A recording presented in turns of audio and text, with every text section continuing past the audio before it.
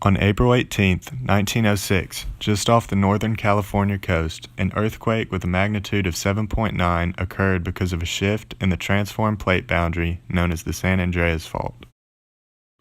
The northernmost 296 miles of this fault were ruptured in the process, leading to a large offset that would not be genuinely understood for another 50 years, when the ideas of plate tectonics became widely accepted. The earthquake itself only lasted a minute, but the effects were extreme and immediately felt.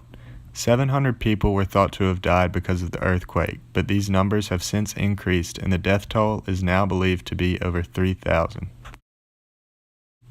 Many roads, buildings, and other properties in the area were destroyed and about 250,000 people were left homeless. As if the initial damage from the earthquake wasn't enough, the tremors caused a fire to break out, lasting 4 days and doing even more harm to structures, wildlife, and the environment of the surrounding area. Following the event, the government did as much as they could to aid those who were affected, providing food, water, temporary shelter, and other essentials as needed.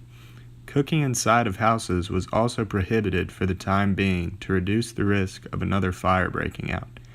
People were therefore required to cook in the middle of the streets, causing for a rather unique visual. As the cities began to recover, a majority of the buildings were rebuilt to be both earthquake and fire resistant. Now, years later, because of its sheer size, the San Francisco earthquake of 1906 has become one of the most analyzed earthquakes of all time.